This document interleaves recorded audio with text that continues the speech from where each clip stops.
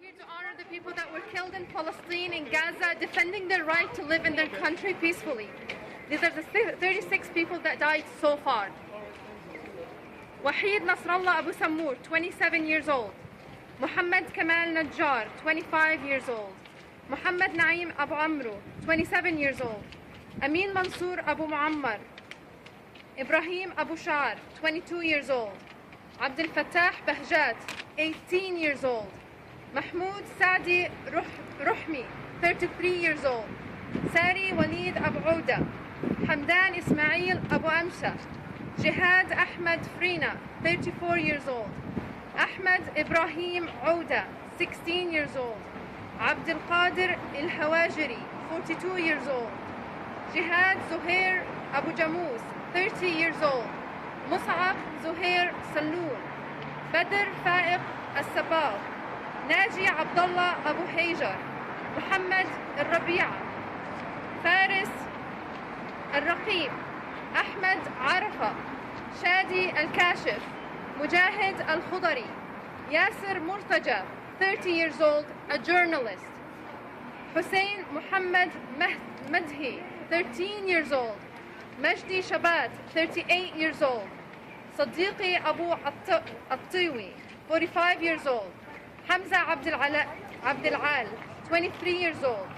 Osama Khamis Qudai, 38 years old. Ala Yahya Al-Zamili, 17 years old. Thair Muhammad Raba'a, 30 years old. Ibrahim Al-Ur, 16 years old.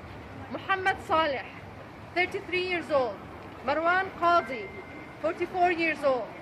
Muhammad Hajila, 31 years old. Islam Hariz, 28 years old.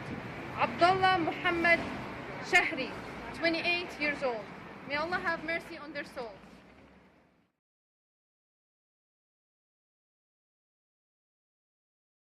So this is a statement from Justice for Palestinians.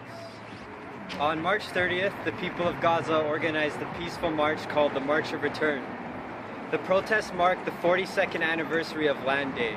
On March 30th, 1976, 6 unarmed Palestinian citizens were killed by Israeli forces during protests against the Israeli government's decision to steal and occupy the majority of Palestinian land. The people of Gaza were very clear that this march was going to be peaceful and that they would head to the barrier between the Gaza Strip and Israel to set up camp for the next 46 days. They would camp until May 15th, which marks the anniversary of the Nakba, where 15,000 Palestinians were killed and at least 750,000 Palestinians were forced to flee to neighboring countries, for Israel had destroyed their home and carried up an upwards of 70 massacres. Those 750,000 people and their descendants are still refugees to this day.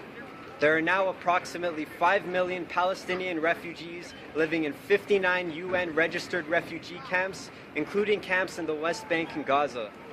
70% of Gaza's population, or about 1.4 million people, have been refugees since 1948, waiting 70 years to return to their homes.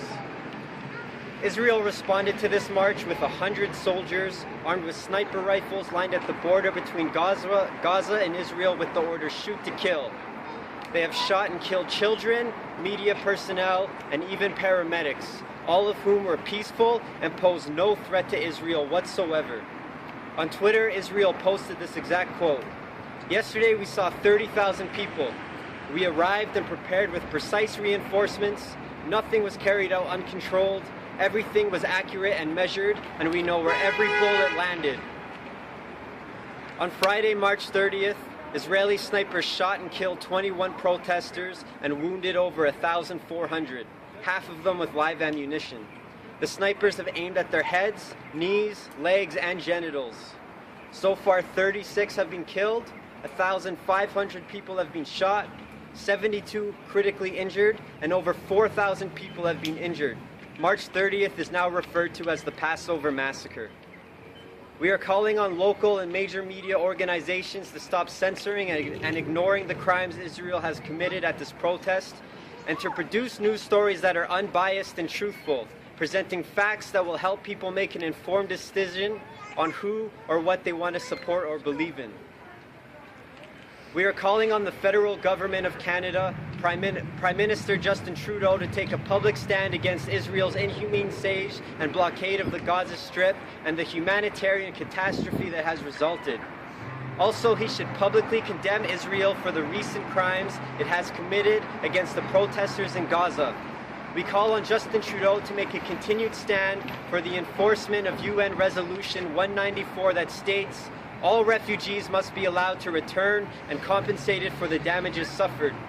We are calling on the citizens of Calgary, and we are also calling on the people, corporations, and politicians around the world to stand with Palestine and the people in Gaza through these grueling 46 days while they make a stand for their rights, specifically their right to return to their homeland, and to call for an end on the siege of Gaza and the Palestinian occupation resulting in equal rights for every single human being on that land. And lastly, we want to see the Palestinians receive the justice they are owed, including compensation for the hardships, abuse, and loss that they have gone through. I would like to read out a statement from Jagmeet Singh, the leader of the NDP Party for Canada. I am shocked by the violence in Gaza.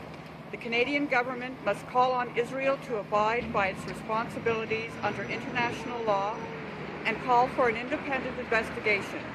The killing, human rights violations, and blockade must end.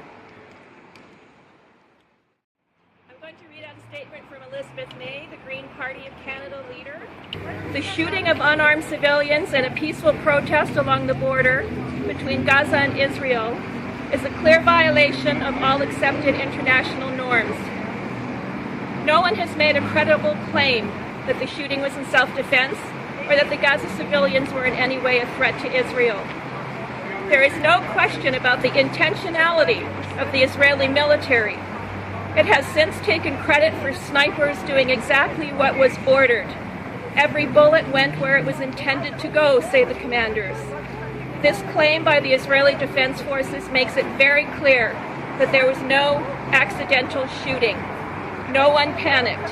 This was a systematic plan to murder unarmed civilians. Clearly, the claims and counterclaims must be investigated by an independent international tribunal. But there is overwhelming evidence that the Israeli military has violated the Geneva Conventions and numerous other elements of international